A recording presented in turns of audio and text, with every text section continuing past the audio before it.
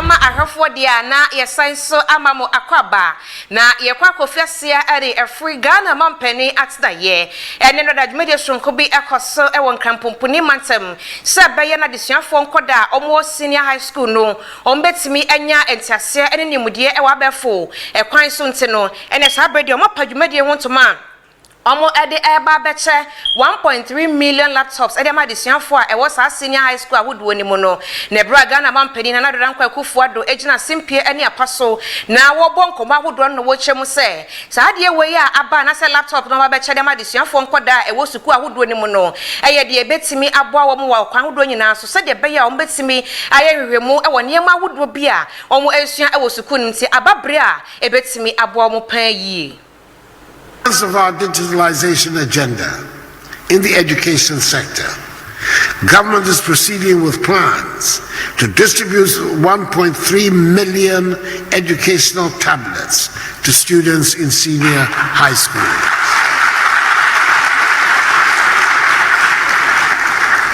That is one student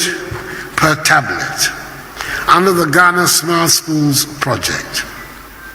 The tablets are fitted with digital contents to aid research, teaching, and learning. At the tertiary level, government plans to provide at a discounted price tablets and laptops to students and lecturers to facilitate academic work.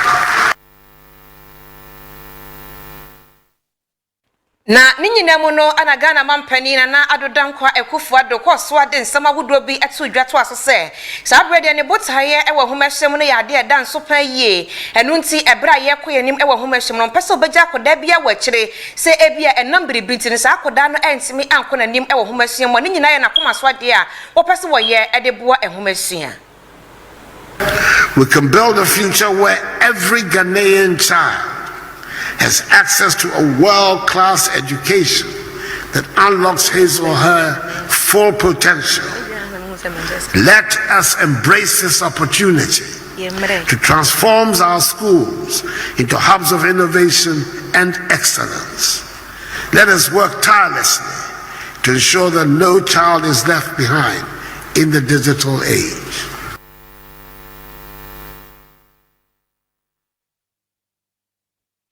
Yentwa na yetwa so akwakopie mu ewo ahonenie mu ekame se na sentemu o my Ghana esi apenie o my Ghana ewo hwehwede ede ana aba ni nyina eye enyinam kanea sa bere de enhyeda enyina so na so no ebinum se eyedum so na ebinum se eyedum sesie wei enam so mekame se adehye wo my Ghana mu ekire mu se ebeya ankanimanimu ya no asoye na se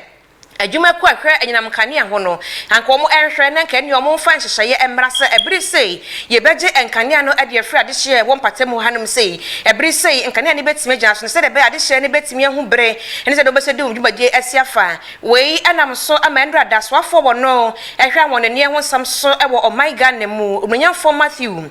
Opoku Prempeh dodona atai efrane na po echemu se wona wo pressa timetable anasa se ne ehyehyeye ebeba se ebiri se ye duma nyinam kanea na ebiri se ye so ede ama wo no saafo nankasa nkonkohwehwe timetable ne ba bia wo no mwankasa emfambra isan se wo kiremu a wo hwese de nyinam kanea adwumadie no mapen so esi ekwa eyesen abadada bia eba ye entade hye ne wo my Ghana munya koma na tadetie bia no omunya nsiesie no na entimi ensom adehye no. MPP administration, energy sector is 300 times better than John Mahama. But we are still experiencing Dumsor. Nobody has said we haven't.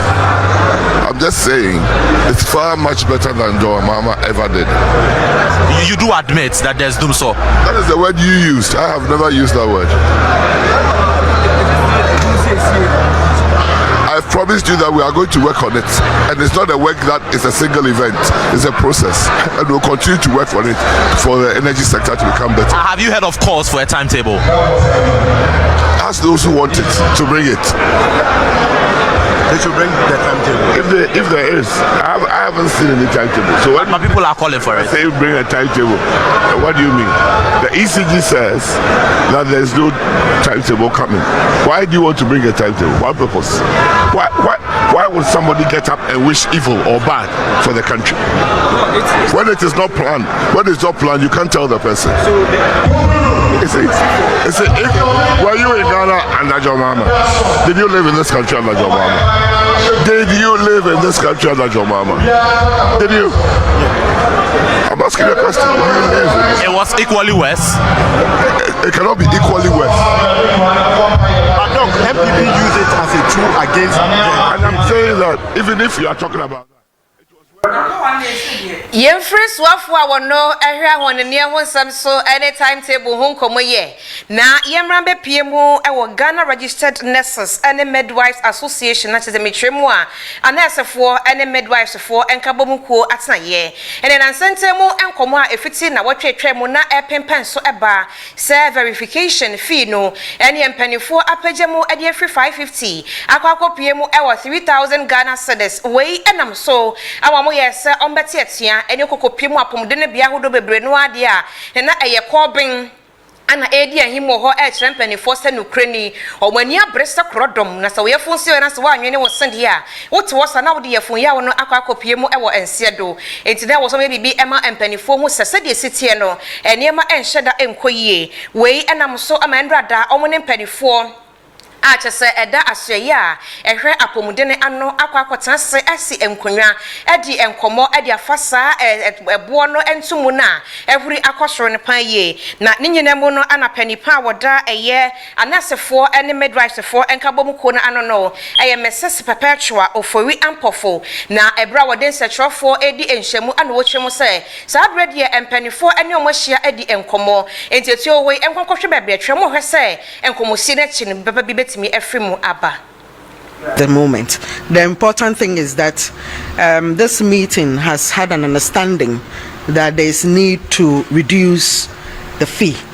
All parties understand this clearly, and that is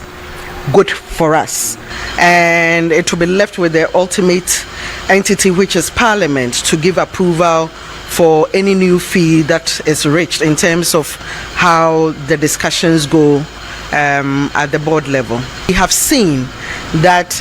over the months and years, even at the level of the Ministry of Health, clearance forms that you need to pay and start the process, the price has been increased over time. We think this is an unfair practice because it looks as if only nurses are having to pay for this clearance form, and we think it's very discriminatory. And as part of these discussions, we are also making the ministry aware that it must review that policy and cut it off totally. Yensua adichiemu sam kasebane so emawodia na yekọ akwakopiemu ewo Ghana mampani na adodankwa Akufo-Addo atena ye sabrede ene krata efri na tena ye a eno efa asye a ehwe enkronkuma amemu ene empunto nso a ene tisonmonyamfo obi amoa ana krata ye den sahase abotro ye ede ebaye na ninyinemu na hyehye krata ne mu nsamo no etie enye sabrede abana hosini a wosi Ghana mampani anemu ewo hohoi mensi no emu ewo from antem no no empanifo echima ne dwumadi a wodi nyina no de nyina aba awie ya wontimi entwa so eni biemu a na nyina mu na kyese ene abana musine ye kana semi eyo monyamfo Daniel Noble Awule na ne dwumadi a wo hyase ewo aban amemo emu se wo besi na nan ewo hohoi na watimi abo ade hye wo no na imputio so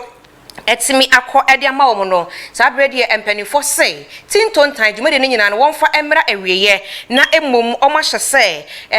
swafo a wo from antem honom no enhwe na se beye na obi ebekwakosi anemu ewo honom na wakwakodi dwuma eno eye Francis eye fakpi onkonkopiem ewo ho na dwumade na ka ban na musine no edia sabrede wode ne nyina eto honom no fiti enra eba ne nyina no na wonkonkɔhwe akye ko sisa ebrepem no ombenya obi abonede sa bana musini akwakopiemu ewo hohoi honom na enema nyina so etimi akoyie wei ana musoma krata ne echemu se Ghana mampani ede abasobodie nsem eni tirinkwansem ede man se ebra odi ne dwumadie ne nyina no okwawieye no na je se omoma ne mo ene dwuma power yeye ede boa na memmo no na etimi etumpon na ekoyie.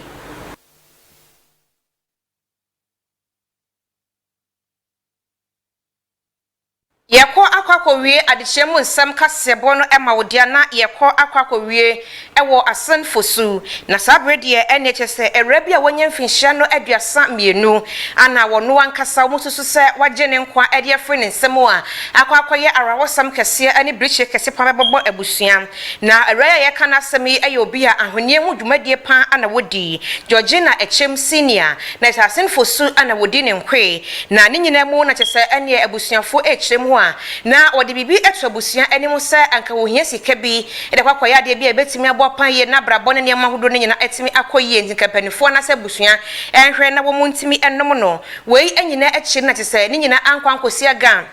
Fofio way nice went me antota na kapas watimi adware abamu a saa bredi abaya na ono kasa ahwetwede amponyankopon anim agene nkwa ade afrensa na ne nua ba wone ensantrofo ekasa ye no wochemu se ebra omo piesa wo mo ekwa asore no ye na adwene se wontimi enkwa asore dom kobaye no na chese wasan ne ho ahoma emoja efri ne huni mu eba na akwakoya rawosam kase ni brichie kase ede abo abusua na membehe neja kakra mesmeti menye na mebedu ina chese bebi aduri ne yehia eyi eno ane oh ya type on shada ha oye dinjin we bisa na asoma no won kasa wo we bisa na asoma on kasa oye dinjin tisa wo no we bisa na asoma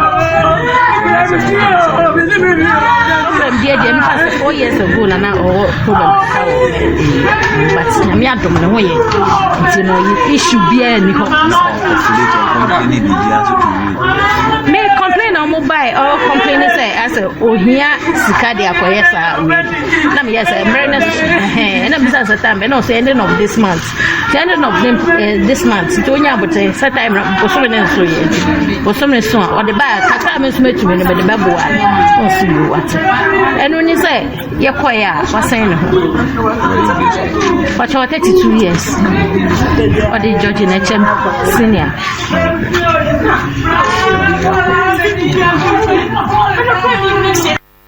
Embrana asemboni esimechi amso wani kan wani tu me pese de ye de dempo na membehe neja kakra me smeti me menye na me bedu ina chese bebi aduri me yehia eyi eno ane oh ya type on shada ha oye dinjin we bisa na asoma on won kasa wo we bisa na asoma on kasa oye dinjin tisa wo no we bisa na asoma from dia mi pass 4 years ago na problem but na mi adom ne ho ye nti no issue bia ni ho me complain on mobile or complain say as ohia sika de akoyesa we na me yes emrenes na bisa sa time no say ending of this month this month to onya bote sa time posome ne so ye posome so o de ba kaka me so metumi ne be de baboa o si you what enu ni say ye koya wasan ne ho but 32 years o de George Nechem senior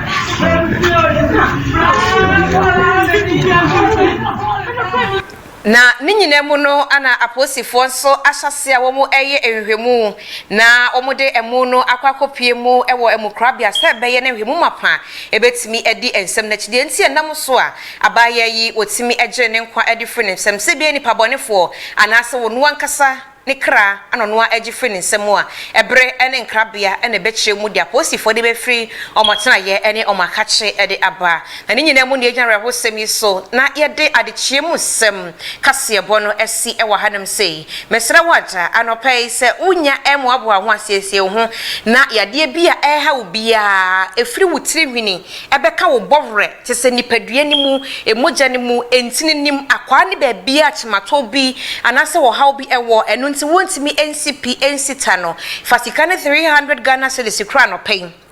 sikana 300 Ghana cedis fabra bepiemu ewo Lucky Herbal Hospital atena ye bia se mfimfin mantamu se asante mantamu se enkrampopuni mantam se frau mantamu se epoe mantamu bia mo no mesra wada kona kopiem ewo honom na yenhwew na wonso wontimi enya apomudene uwia na edi enuro piwa epi twode amawo ewo bra ya je sikana 300 Ghana cedis we bia ni honom a esie agise Lucky Herbal Hospital atena ye nkoa pa ana ebetimi sesanse okunini wa bibidro eyemu no wodwene adehye ewo omaiga na mu enho etiro ya saade no ede ama adehye ewo omaiga na no nyina so no uria obanom lucky heba meshe droni bi mesro ya de atidi no ama ne home ne sansa ntontomo no abre bia wo ne yen ana ekọ ana eba enti se ebi kawo na sa wo hwe na sa wonum biye wonwene asa wontimi ntibi ndi asa wo bia tie gu so a meshe wada lucky heba meshe droni bi ana obanom na lucky heba bi tese ne so de koko sa wo kwan o minim anasa wo sisi na ye wo ya no eno bi na obeno mesra wada wodi no nyina beye wo nsuo ene waduane anopo awie o anwumro onu mu bia wobetimi asipi asita ewo apomude ne mu atan kase ne de gomo ogwa kumna bia bia eto nro bia no oborura ho no mu a wobetimi anya lucky enupa ni biato ama won so apomude no etimi akonkan anopai mu somfo eyemme adwoa echampoma owo ahene medam ase na medam ase ama mummo ene hwe